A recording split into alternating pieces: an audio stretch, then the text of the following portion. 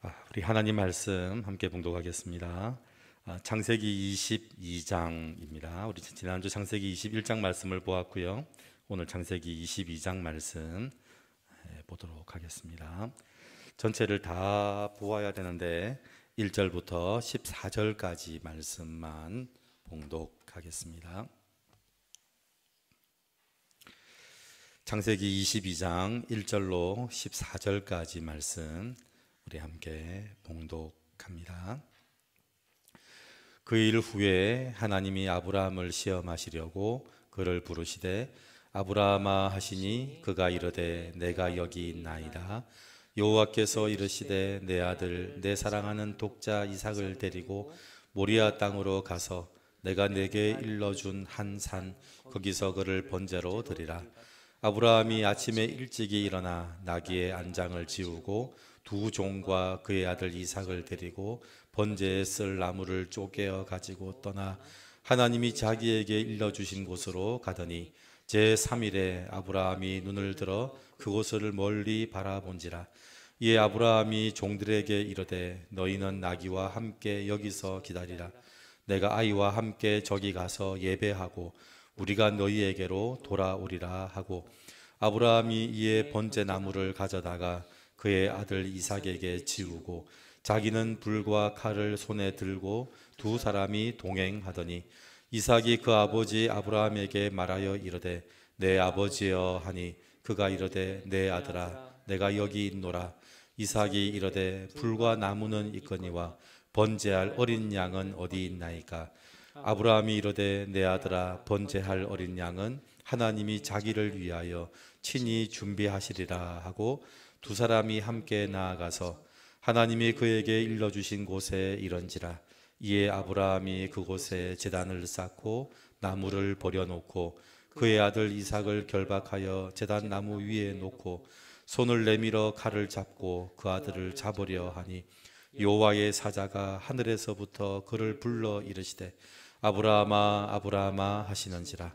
아브라함이 이르되 내가 여기 있나이다 하매 사자가 이르시되 그 아이에게 내 손을 대지 말라. 그에게 아무 일도 하지 말라. 내가 내 아들 내 독자까지도 내게 아끼지 아니하였으니 내가 이제야 내가 하나님을 경외하는 줄을 아노라. 아브라함이 눈을 들어 살펴본즉 한 순양이 뒤에 있는데 뿔이 숫풀에 걸려 있는지라. 아브라함이 가서 그 순양을 가져다가 아들을 대신하여 번제로 드렸더라. 아브라함이 그 땅 이름을 여호와 이레라 하였으므로 오늘날까지 사람들이 이르기를 여호와의 산에서 준비되리라 하더라. 아멘. 우리 지난주에 그랄 왕 아비멜렉 왕이 아브라함을 찾아와서 상호 불가침 조약을 맺자라고 얘기를 하고요. 그리고 부엘세바라고 그 우물의 이름을 바꾸어서 짓습니다. 맹세 우물이라고 우물의 이름을 바꾸어서 그 지명의 이름이 바뀌게 됩니다. 여러분 한번 생각을 해보십시오. 제가 지난주 말씀을 드리는데 아무도 놀라지 않더라고요. 왜냐하면 세상 왕이 와서 아브라함에게 맹세를 하자, 우리 서로 공격하지 말자 하고 했던 이야기가 이게 보통 이야기가 아닙니다. 왜냐하면 이 그랄 왕 아비멜렉이 봤을 때 어떤 일이 벌어진 거냐면 우물을 뺏었습니다. 여러분 우물을 빼앗는다는 말은요 그 족장이 완전히 무너지는 이야기거든요. 우물을 뺏으면 대부분 반응이 어떠냐면 빼앗기지 않으려고 싸우든지 아니면 죽든지 그런 일이 벌어져야 되는데 거기에 대해서 대항을 하지 않는 겁니다. 우리가 무서워서 그랬나? 그런데 두 번째 우물도 그랬고요, 세 번째 우물도 그런 겁니다. 여러분 아브라함이 우물을 빼앗길 때 보통 사람이 빼앗기는 것 같은 그런 반응을 보이지 않은 이유가 뭘까요? 여러분 누가 와서 뭘 가져가면 그걸 순순히 내어주고 그리고 거기에 반응하지 않는다면 분명히 뭐가 있는 겁니다. 이 그랄왕 아비멜렉이 우물을 뺐다가 뭘 알게 됐냐면 이 우물이 아브라함의 우물이 아니라는 걸 알게 된 겁니다. 분명히 그 사람의 소유의 우물을 빼앗으면 대부분의 반응은 빼앗기지 않으려고 목숨을 걸고 싸우는 일이 대부분이었는데 이 아브라함은 그렇게 하지 않더라는 겁니다. 그래서 우물을 하나, 둘 빼앗다가 이 그랄 왕 아비멜렉이 깨달은 게 있습니다. 이 우물이 아브라함의 우물이 아니라는 걸 알았습니다. 여러분, 누구 우물이었을까요? 하나님의 우물이라는 걸 알게 된 겁니다. 왜냐하면 아브라함은 항상 뭐 하고 있었냐면 하나님께 예배드리고 있었거든요. 아니, 우물을 빼앗긴 사람이 반응이 어떻게 되냐면 빼앗기지 않으려고 싸워야 되는데 우물을 빼앗긴 아브라함의 반응이 뭐냐면 하나님께 예배를 드리고 있는 겁니다. 그럼 아브라함은 뭘 보고 했을까요? 하나님의 우물 저 사람이 뺏어갔습니다. 여러분, 이게 회사에서 한 1,000억, 100억 사업을 하는데 직원이 사업을 하면서 공적으로 그 돈을 날린 적이 있습니다. 그렇다고 해서 목숨 버리는 일은 없더라고요. 심할서 쓰고 말지 회사 돈에 대해서 직원이 가지는 것과 똑같은 반응을 이 아브라함이 가지더라고요. 여러분, 이 아브라함이 이 그랄 왕 아비멜렉이 암기에 있습니다. 내가 지금까지 뺏은 게 아브라함의 우물이 아니라 하나님의 우물이라는 걸 알게 된 겁니다. 그래서 와서 우리 화해하자, 서로 공격하지 말자. 공격하지 말자는 말이 안 됩니다. 왜냐하면 아브라함이 가지고 있는 군사와 이 그랄 왕 아비멜렉의 군사는 비교가 되지 않거든요. 그런데 왜 공격하지 말자는 얘기를 한 거냐면 하나님이 나를 공격하지 않도록 하자, 이 말이라는 겁니다. 니하고 나하고 싸우지 말자는 얘기가 아니라 하나님이 나를 공격하지 않도록 맹세를 하자, 이 말이 그랄 왕 아비멜렉이 한 이 맹세가 바로 그 맹세입니다. 여러분, 그래서 하나님이 함께하는 교회, 제가 지난주 설교하면서 그랬습니다. 가덕교회가 가덕도에 있다고 해서 가덕교회가 아니라 하나님이 함께하는 교회라서 가덕교회라고 이름이 바뀌어져야 한다. 근데 하나님이 함께하는 교회가 무슨 말이냐면 하나님을 주인이라고 고백하는 교회라는 겁니다. 아니, 저 교회를 가만히 봤더니 저 교회 모든 것은 다 저 교회 건 줄 알았더니 하나님의 거더라는 겁니다.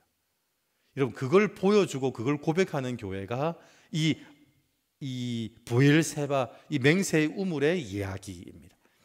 여러분, 그래서 오늘 이 말씀을 가지고 22장 말씀을 보아야 됩니다. 이 브엘세바, 아브라함이 가지고 있었던 우물은 세상 사람들이 봐도 아브라함의 우물이 아니더라는 겁니다. 자기들이 아브라함의 우물을 뺏은 게 아니라 하나님의 우물을 뺏었다는 사실을 알고 놀라고 걱정이 돼서 와서 하나님하고 우리 싸우지 말자라고 지금 얘기를 한 겁니다. 그 이야기가 21장의 얘기고요. 이 이야기를 가지고 그 다음 22장 얘기를 보지 않으면 우리는 22장의 얘기를 전혀 다르게 해석할 수 있습니다. 여러분, 22장의 이야기가 여러분 잘 아는 아브라함이 이삭을 번제로 바치려고 하던 그 이야기거든요. 지금도 이 이야기를 많은 사람들이 오해하고요, 사건 사고가 생기더라고요. 하나님께 바치면 하나님이 살려주실 것이다. 그래서 심지어는 자기 아들을 죽이는 성도도 있더라고요. 이 22장 이야기를 잘못 오해를 해서 아브라함도 똑같이 그랬다. 아브라함도. 그래서 내가 이 자녀를 하나님께 바치면 하나님이 살려주실 거다. 그래서 자기 자녀를 죽이는 사건이 벌어지는 이야기가 이 22장이더라고요. 여러분, 22장은 내가 죽여도 하나님은 살려낼 것이라는 얘기를 하려고 이 이야기를 하는 게 아닙니다. 제가 이 말씀을 드렸죠. 21장에 아브라함이 가지고 있었던 우물은 세상 사람들이 봐도 그건 아브라함의 우물이 아니더라는 겁니다. 그건 하나님의 우물이지 아브라함이 가지고 있는 우물을 뺏은 게 아니라는 사실을 알았다는 겁니다. 이 말씀의 원리를 가지고 22장 아브라함이 이삭을 바치는 이야기를 한번 보시기 바랍니다. 신앙생활에 처음부터 끝까지 하는 시험이 있습니다. 신앙생활을 하면 처음부터 끝까지 하는 시험이 뭐냐면 한 가지가 있는데요, 그것이 내 소유냐 하나님의 소유냐라는 시험입니다. 이 시험은 하나님이 아브라함을 부르실 때부터 아브라함이 세워지고 난 이후에도 끊임없이 하는 시험이 이 시험입니다. 내 소유냐 하나님의 소유냐, 이 시험을 처음부터 끝까지 하는 겁니다. 그래서 하나님이 아브라함에게 뭐라고 묻냐면요, 22장 2절입니다. 22장 2절 하나님이 아브라함에게 묻는 질문의 내용이 있습니다. 같이 한번 볼까요? 22장 2절 시작. 여호와께서 이르시되 내 아들 내 사랑하는 독자 이삭을 데리고 모리아 땅으로 가서 내가 내게 일러준 한 산 거기서 그를 번제로 드리라. 여러분, 내 아들 네 사랑하는 독자 이삭을 데리고. 여러분, 이게 뭘 시험한 거냐면요, 그 이삭이 하나님의 소유인지 네 소유인지를 확인하는 질문입니다. 여러분, 정확하게 말을 하면 내 아들, 내 사랑하는 독자라고 하지만 정확히 말하면요, 네 아들, 네 사랑하는 내가 맡긴 독자 이삭은, 이 말입니다. 여러분, 이삭은 아브라함의 아들일까요? 하나님이 보내주신 선물일까요? 여러분, 그에 대한 고백입니다. 네 아들. 그래서 아브라함은 하나님께 이 약속을 받자마자 전부 뭐 하기 시작했냐면 할례를 행했잖아요. 할례는 무슨 의미라고 말씀을 드렸냐면 이제부터 태어나는 아이는 너의 아이가 아니다. 여러분, 할례는 남자의 그 성기를 잘라내는 거거든요. 잘라냈는데 어떻게 아이가 태어납니까? 그러니까 그 모든 고백이 뭐냐면 이제부터 태어나는 아이는 네 아이가 아니라 하나님의 자녀다라는 고백을 하는 것, 그게 바로 할례를 행하는 겁니다. 그래서 내 아들, 내 사랑하는 독자 이삭을 데리고 이제 번제를 드리라 라고 얘기합니다. 그래서 내가 가지고 있는 것 중에 내 것이라고 생각하는 것이 있을 때 하나님의 자리를 차지하고 하게 된다는 걸 기억해야 됩니다. 내가 가지고 있는 것 중에 이건 내 것이야 라고 생각하는 순간 그 시험은 100% 넘어지는 시험이 된다는 겁니다. 그런데 아브라함이 하나님 앞에 똑같은 말을, 하나님 앞에서 그 말에 대답을 합니다. 22장 1절, 하나님이 부르실 때 아브라함이 뭐라고 답을 하는지 보시기 바랍니다. 22장 1절입니다. 22장 1절 시작. 그 일 후에 하나님이 아브라함을 시험하시려고 그를 부르시되 아브라함아 하시니 그가 이르되 내가 여기 있나이다. 여러분, 내가 여기 있나이다 답하는 사람은 딱 한 종류입니다. 이렇게 답하는 사람은요, 종이 답을 합니다. 종만 이렇게 답을 합니다. 이게 무슨 말이냐면 하나님이 부를 때 아브라함의 대답은 전부 종의 대답입니다. 주인 앞에서 종이 하는 답이 이 답입니다. 그래서 이 답을 두 번을 하는데요, 22장 1절에도 한번 하고 22장 11절에도 한번 합니다. 자, 11절 한번 보실까요? 11절 시작. 여호와의 사자가 하늘에서부터 그를 불러 이르시되 아브라함아 아브라함아 하시는지라 아브라함이 이르되 내가 여기 있나이다. 이 이야기는요, 하나님이 아브라함이 이삭을 바치려고 할 때 하나님이 부르실 때 아브라함이 하는 답입니다. 그러니까 아브라함이 이삭을 바칠 때도 어떤 자세였냐면 하나님의 종의 자세로 바치는 겁니다. 내가 하나님께 바치면 하나님이 나에게 축복하시겠지? 아닙니다. 그거는요, 종의 자세가 아닙니다. 종은 주인이 명령하면 움직이는 겁니다. 그래서 종의 자세를 가지고 아브라함이 이삭을 바치려고 할 때 하나님이 부르시니까 대답이 뭐냐면 내가 여기 있나이다. 1절의 말과 똑같죠? 종이 주인에게 하는 대답과 똑같은 대답을 하는 겁니다. 그래서 아브라함은 모든 것의 주인 되시는 하나님 앞에서 주인이 요구하는 대로 합니다. 주인이 주시면 받고 주인이 달라고 하면 주고. 그래서 신앙생활이 어려운 이유가 뭐냐면 시간도 물질도 마음도 감정도 내 것이라고 생각하는 순간부터 신앙생활이 어려워지기 시작합니다. 신앙생활은요, 환경이 어려운 게 아니라 종이 주인 행세를 하려고 할 때부터 어려워지기 시작하는 겁니다. 주님이 나에게 맡겨놓은 것을 하도 오래 맡다 보니까 그걸 내 것이라고 생각하는 순간부터 신앙생활이 어려워지기 시작한다는 겁니다. 그래서 세상 사람들이 가지고 있는 고민이 있습니다. 이게 세상 사람들과 성도의 고민이 다른데, 세상 사람들이 가지고 있는 고민이 뭐냐면 어떻게 하면 그것을 내 것으로 만들 것인가를 고민합니다. 세상 사람들은요, 지금까지도 어떻게 하면 저 돈을 내 걸로 만들지, 저 집을 내 집으로 만들지, 저 자리를 내 자리로 만들지, 내 것으로 만들 것인가를 고민합니다. 그리고 내 것을 가지고 어떻게 살 것인가를 고민합니다. 그게 세상 사람들이더라고요. 그런데 성도는 어떤 고민을 하냐면 어떻게 하면 하나님의 말씀을 들을 것인가를 고민합니다. 내가 가지고 있는 게 주님의 것입니다. 자, 그러면 뭐 해야 되죠? 주인이 이걸 어떻게 쓰라고 주셨는지에 대한 말씀을 들어야 됩니다. 내가 지금 뭔가를 가지고 있습니다. 자녀를 가지고 있습니다. 하나님, 이 자녀를 저에게 왜 주셨습니까? 주인의 의도를 물어봐야 됩니다. 야, 이 자녀를 내가 보기에 잘 키워야겠다. 나는 이런 계획을 가지고 요 자녀를 이렇게 키워야지. 여러분, 그것 때문에 얼마나 많은 일이 벌어지고 있습니까? 자녀를 내 욕심으로 키우고 싶어서. 그런데 성도는요, 자녀를 두고도 하나님, 이 자녀를 왜 주셨습니까? 어떻게 키울까요? 그렇게 물어보면서 고민하는 게 성도들의 고민. 다르죠. 세상 사람들의 고민은 어떻게 하면 내 걸로 만들고 이걸 어떻게 내 것을 가지고 살지? 성도의 고민은 하나님, 이걸 왜 주셨습니까? 묻고, 그리고 하나님의 말씀을 가지고 어떻게 살 것인가를 고민한다는 겁니다. 그래서 아브라함은요, 사실은 위대한 사람이 아닙니다. 우리는 성도를 보면서 너무 위대하게 봅니다. 아브라함은 위대한 사람이 아니고요, 하나님의 것을 하나님의 것이라고 아는 사람이었습니다. 딱 한 가지, 하나님의 것을 하나님의 것이라고 아는 사람. 그러니까 이 그랄왕 아비멜렉이 우물을 뺏으니까 그 이야기를 누구한테 하면 되죠? 주인 되는 하나님한테 이야기하는 거예요. 하나님, 저 왕이 이 우물 뺏어갔습니다. 여러분, 이게 주인이면 다르죠. 주인은 뺏기지 않으려고 목숨을 걸어야 되는데 아브라함은 그 우물을 관리하고 있는 사람이거든요. 우물을 빼앗기면 당연히 주인한테 달려가서 하나님, 저 사람이 우물을 뺏어갔습니다 하고 아브라함은 그 일을 하는 게 맞다는 겁니다. 여러분, 그게 이 성도 아브라함이라는 겁니다. 아브라함은 위대한 사람 아닙니다. 우물을 빼앗겨도 마음이 얼마나 넓은지, 우물을 빼앗기고도 하나도 마음에 흔들림 없이 그런 사람이 어디 있습니까? 여러분, 그런 사람은 없습니다. 아브라함은요, 그런 위대하고 통 큰 사람이 아닙니다. 아브라함은 딱 한 가지, 하나님의 것을 하나님의 것이라고 고백하는 사람이었지, 아브라함은 우리하고는 다르게 통이 큰 사람, 우물을 한 개, 두 개쯤 뺏겨도 끄떡하지 않는 사람, 그런 사람이 아니라는 겁니다. 그래서 내 것이라고 여러분 말하지 마십시오. 이제부터 성도들이 해야 될 싸움이 뭐냐면, 내가 무엇을 가지고 있든지 그걸 내 것이라고 말하지 마십시오. 그리고 내 것에 손대면 가만두지 않겠다고 말하지 마셔야 합니다. 그리고 진짜 주인이 올 때 그렇게 말한 사람이 뭐가 되냐면요, 도둑이 되고 맙니다. 우리는 주인의 물건을 관리하고 있는 사람이거든요. 반드시 무슨 날이 오냐면 주인과 결산할 때가 옵니다.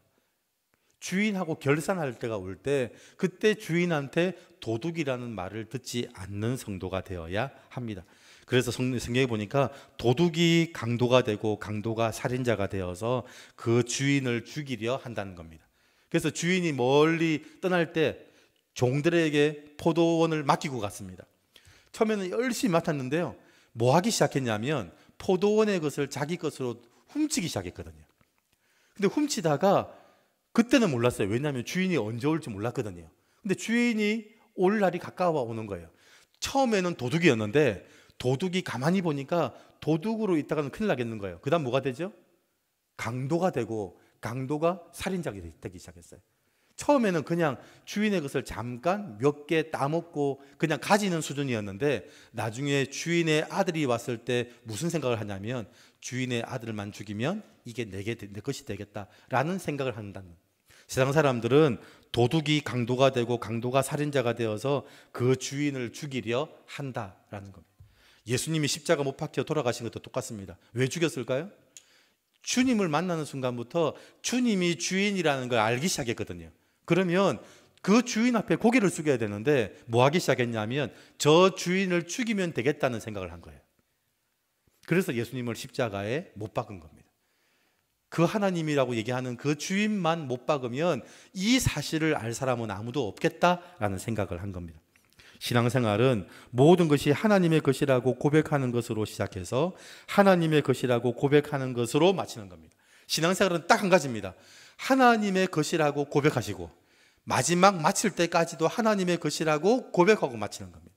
그게 신앙생활의 시작이고 마지막입니다. 그래서 하나님의 것이라고 고백하지 못한다면 신앙생활을 시작한 것도 아닙니다. 신앙생활을 시작한 것도 아닌 게 뭐냐면, 하나님의 것이라고 고백하지 않으면 신앙생활을 시작한 게 아닙니다. 오늘 우리는 그 출발점에 서는 것도 힘들어하고 있습니다. 신앙생활을 시작하는 것도 힘들어하는 이유가 바로 여기에 있습니다.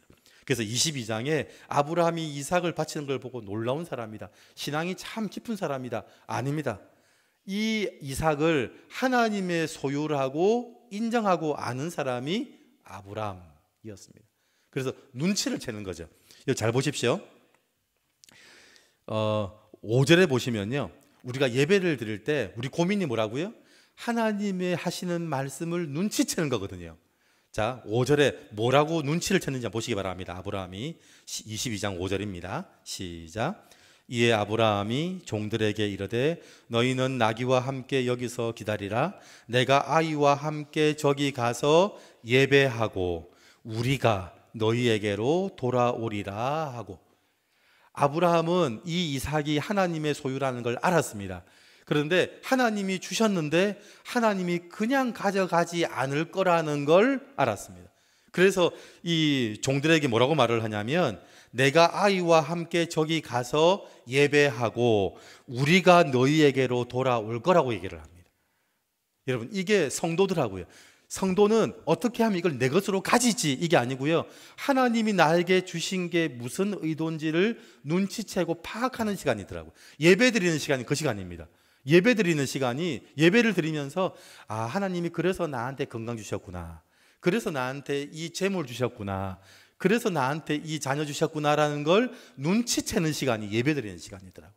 하나님 아버지의 마음을 눈치채는 시간. 그래서 가서 예배하고 아들을 바치고 와야 되는 시간을 뭐라고 얘기하냐면요, 예배하고라고 얘기하더라고요. 여러분, 그게 오늘 이 아브라함이 이삭을 바치는 이야기의 핵심적인 이야기입니다. 하나님이 이 아브라함에게 이삭을 선물로 주셨다. 하나님이 달라고 하면 나는 줘야 된다. 그런데 하나님이 그냥 달라고 하지는 않으실 것 같다. 100살이 되어서 주셨는데 분명히 이유가 있어서 주셨지 그냥 주셨다가 그냥 돌려달라고 하는 일은 없을 거다. 아브라함은요, 하나님의 소유라는 걸 알지만 또 뭘 알았냐면 하나님의 마음을 눈치채는 사람이 이 아브라함이더라고요. 자, 그리고 이게 19절까지 내용이고요, 이제 20절부터 24절까지 내용이 하나 더 있습니다. 여러분, 성도는 내가 가지고 있는 것이 하나님의 소유다라고 아는 것으로만 끝나지 않습니다. 하나가 더 있습니다.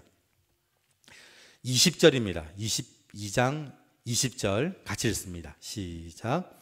이 일 후에 어떤 사람이 아브라함에게 알리어 이르기를 밀가가 당신의 형제 나홀에게 자녀를 낳았다 하였더라. 지금 소식이 들려오는 겁니다. 이 아브라함에게 형제들의 소식이 들려오기 시작합니다. 여러분, 아브라함의 아버지가 데라고요. 데라가 아들을 셋을 낳았습니다. 아브라함, 나홀, 하란 셋을 낳았는데 셋째였던 하란은 죽었습니다. 그 하란의 아들이 롯이거든요. 그래서 아브라함이 조카를 데리고 간 게 그 하란의 자기 막내 동생 아들인 롯을 데리고 간 겁니다. 그래서 데라가 아브라함, 나홀, 하란 이렇게 세 명을 낳았는데 이 둘째 되는 나홀, 이 나홀이 형제들 자식을 낳았다는 소식을 들은 겁니다. 여러분, 아브라함은 100살이 되었는데 자식이 하나밖에 없었습니다. 그런데 나홀은요, 자식을 8명을 낳았습니다. 이 소식을 들었을 때 어떤 마음이 들었을까요? 사촌이 땅 샀다는 소식과 비슷하죠.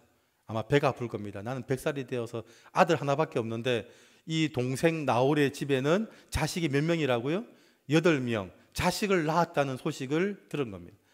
그냥 가만히 있으면 이게 배 아파하는 소식입니다. 이게 지금 염장질을 하지, 형님 집에 100살 동안 애 하나 없는 집에다가 지 자식 낳았다고 소식을 전해, 저 눈치도 없는 놈이, 우린 다 그렇게 생각하잖아요. 그 눈치 없는 놈으로 보거든요. 형님 집에 자식이 없어가지고 100살이 되어서 이제 자식 하나 낳은 집에 자식을 낳았다고, 8명 낳았다고 소식을 전하는 겁니다. 우리는 기본적인 반응이 뭐냐면 배 아파하거나 기분 나빠하더라고요. 그런데 오늘 이 이야기를 이 성경에 기록한 이야기가 있습니다. 여러분, 20절부터 24절까지 이 이야기를 왜 넣었을까요? 여러분, 앞에 맥락을 잊으면 안 됩니다. 그랄 왕 아비멜렉이 아브라함을 보면서 어떤 생각이 들었다고요? 저 우물은 아브라함의 우물이 아니고 하나님의 우물이구나, 그걸 알았어요. 22장 1절부터 19절까지는 이삭은 아브라함의 자식이 아니라 하나님의 자식이구나, 그 이야기를 하면서 지금 20절부터 24절까지 아브라함의 형제들의 이야기를 하잖아요. 이 이야기의 핵심이 뭘까요, 그러면? 여러분, 이 이야기의 핵심은 무슨 얘기냐면요, 형제들의 소식을 내 축복처럼 기뻐해야 됩니다. 이 굉장히 중요합니다. 하나님이 지금 성도들이 가지고 있는 것만 하나님의 소유가 아니라는 겁니다. 성도가 가지고 있는 것만 하나님의 소유고 세상 사람들은 아니다. 아닙니다. 세상 사람들이 가지고 있는 것도 누구 거라고요? 하나님의 소유다. 우리는 착각하더라고요. 우리가 가지고 있는 것만 하나님의 소유가 아니라 이 아브라함의 형제들, 불신자들, 세상 사람들이 가지고 있는 것도 하나님의 소유다. 지금 그 얘기를 하려고 하는 거예요. 그래서 다른 사람의 축복을 내가 축복을 받은 것처럼 기뻐하는 게 영적인 원리입니다. 이러면 기뻐해야 됩니다. 나는 자식이 하나밖에 없는데 저 안 믿는 집에 자식이 8명이다. 그러면 그냥 속으로는 배가 아프면서 내가 체면상 참 축하한다. 이게 아니고요. 진짜로 축하한다. 진짜 축하해야 된다는 겁니다. 그게 영적인 원리인데요. 이 이삭을 하나님의 소유라고 고백한 후에 들려온 소식이거든요. 그래서 이 20절 앞에 20절은요 뭐라고 시작하냐면 어떤 사람이 아브라함에게 알리어 이렇게 시작하지 않고요 2일 후에 아브라함이 이삭을 하나님의 소유라고 고백한 후에 라는 말입니다. 그 후에 들려오는 소식이 이 소식이라는 겁니다. 그래서 아브라함과 사라는 그냥 형제들의 소식이겠거니라고 생각했을 수도 모릅니다. 그런데 성경에 기록된 건 분명한 이유가 있습니다. 여러분 왜 이걸 기록했을까요? 여러분 그 나홀이 낳았던 형제 8명의 이름이 쭉 다 기록되어 있는데 한번 보시기 바랍니다. 21절부터 22절입니다. 21절부터 22절 보면 나홀, 아브라함의 동생 나홀이 8명의 자식을 낳았는데요. 자식의 이름이 나옵니다. 21절에서 22절 시작. 그의 맏아들은 우스요. 우스의 형제는 부스와 아람의 아버지 그무엘과 게셋과 하소와 빌다스와 아들랍과 부두엘이라. 여러분 뭔가 눈치를 채신 분이 있을 겁니다. 나홀의 8명의 형제 이름이 아들 이름이 기록되어 있는데 그 아들 이름 중에 나딕은 이름이 있죠. 나딕은 이름이 있습니까 없습니까? 그러면 힌트를 하나 더 드리겠습니다. 23절입니다. 23절. 이 힌트를 보면 알 수 있습니다. 시작. 이 8사람은 아브라함의 형제 나홀의 아내 밀가의 소생이며 부두엘은 리브가를 낳았고. 이제 좀 더 눈치를 채셔야 되죠. 나홀의 아들, 형제들, 자녀들 8명 중에 8번째 아들의 이름이 뭐라고요? 부두엘. 근데 부두엘은 누구 아버지냐면요 리브가의 아버지예요. 지금 뭐 하고 있냐면 하나님이 이삭을 위해서 아내를 준비하고 계시는 거잖아요. 우리 염장질 하려고 얘기를 한 게 아니라 세상 사람들이 가지고 있는 것도 하나님의 소유라는 확실한 증거예요. 왜냐하면 자기들이 사랑해서 낳은 아들이 아니에요. 하나님이 계획하고 준비해서 지금 아들을 놓고 있는 거예요. 그 부두엘의 딸이 리브가고 리브가가 나중에 이삭이랑 결혼하게 되거든요. 여러분 하나님이 세상 사람들의 모든 소유도 하나님의 소유를 하는 것을 여러분 오늘 이 말씀에 보여주고 있는 겁니다. 여러분 기억하셔야 됩니다. 세상 사람들은 자기도 모르게 무슨 일을 하고 있냐면 도둑질을 하고 있더라고요. 내가 내 것이라고 내 힘과 노력으로 얻었다라고 생각을 하더라고요. 그런데 세상 사람들도 나중에 마지막 때에 뭐 해야 되냐면 결산할 때가 오게 되더라고요. 내 것인 줄 알았는데 알고 봤더니 내 것이 아니라 전부 하나님의 것이라는 걸 언제 알게 되냐면 마지막 심판 때에 알게 되더라고요. 여러분 심판 때 그 얘기를 알게 되면 될까요 안 될까요? 안 되죠. 언제 알면 될까요? 미리 알아야죠. 미리.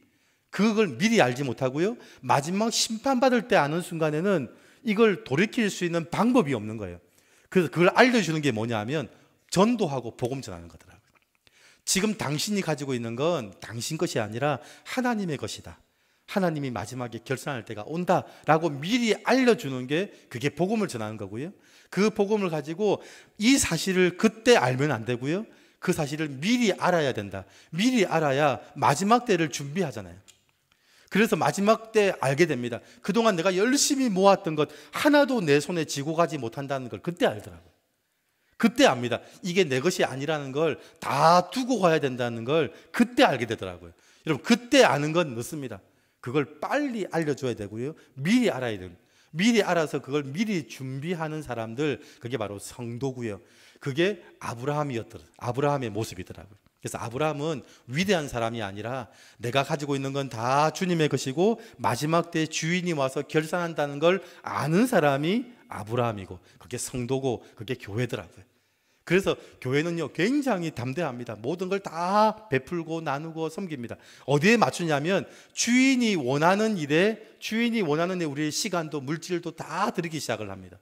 주인이 기뻐하는 일에, 그 일을 위해서 성도들이 그래서 재정을 쓰기도 하고 시간을 쓰기도 하더라고요. 우리나라의 복지의 90% 이상이 교회가 하는 이유가 바로 거기에 있습니다. 우리나라 복지의 90% 이상이 다 교회들이 하거든요. 근데 교회들이 왜 그걸 할까요? 그 모든 재물은 다 누구 거라는 걸 알기 때문이죠. 하나님의 것이라는 걸 아는 사람만이 이게 가능한 거예요. 내 것이라면요 절대로 그렇게 못합니다. 그냥 생색은 낼 수 있죠. 내가 가진 것 중에 남들이 알아주니까, 사진 찍어주니까, 인정해주니까 내놓을 수는 있는데, 아무도 알아주지 않는 일을 90%가 그 일을 할 수 있는 것은요 세상 사람들 다 압니다. 성도를 보면서 저건 성도가 가진 지재산이 아니고 하나님의 재산이라는 걸 사람들도 알게 되는 겁니다. 그래서 교회를 못 건드리는 이유가 뭐냐면 그 교회 성도의 재산이 아니고 그게 하나님의 재산이라는 걸 세상 사람들도 아니까 두려워서 건드리지를 못하는 겁니다. 여러분 오늘 22장 말씀 기억하십시오. 이상만 하나님의 소유가 아니라 세상 사람들이 가지고 있는 모든 것들도 하나님의 소유입니다. 여러분 그래서 이 나홀의 8 형제 자녀들 중에 마지막 자녀가 낳은 딸이 리브가라는 말씀. 그래서 23절에 이 8번째 아들 그 부두엘이 리브가를 낳았다는 이야기를 따로 한 절을 해서 놓잖아요. 왜냐하면 그 이야기를 한 이유가 뭐냐면 이 이상 불신자들이 낳았던, 세상 사람들이 낳았던 자녀도 하나님의 소유라는 걸 설명하는 구절이 바로 이 구절입니다. 저는 여러분들이 신앙생활 하실 때 한 가지만 여러분 끝까지 그 시험에서 이기시기 바랍니다. 그 시험은 하나님의, 내가 가진 모든 것은 하나님의 소유다. 그래서 주인이 부르실 때, 주인이 말씀하실 때 그 주인께 드릴 수 있고, 주인이 주면 받고, 주인이 달라고 하면 드릴 수 있는 것, 그게 바로 신앙생활의 처음부터 마지막까지 우리가 해야 되는 우리 신앙 훈련입니다. 그 훈련을 잘 이겨내어서 세상 사람들이 가덕교회를 볼 때마다 하나님이 함께하는 교회, 다른 말이 뭐라고요? 하나님이 주인이라고 고백하는 교회, 그렇게 불릴 수 있는 가덕교회 되고 성도님 되시기를 주의 이름으로 축원드립니다. 기도하겠습니다. 하나님 아버지 감사합니다. 아브라함이 이삭을 바칠 수 있는 건 믿음이 커서가 아니라 그 이삭이 하나님이 주신 것이라는, 하나님의 소유라는 걸 알았기 때문이었습니다. 하나님, 그 아브라함의 동생 나홀의 손자 리브가의 이야기도 하나님 세상 모든 사람들에게도 하나님이 그들의 주인 되신다는 것을 보여주는 말씀 감사합니다. 하나님, 주님 오시는 그날까지 주님의 소유임을 알고 주님이 달라고 하면 드리고 주님이 주시면 감사함으로 받는 주의 모든 성도들 되게 하여 주시옵소서. 감사드리며 예수 그리스도 이름으로 기도드립니다. 아멘.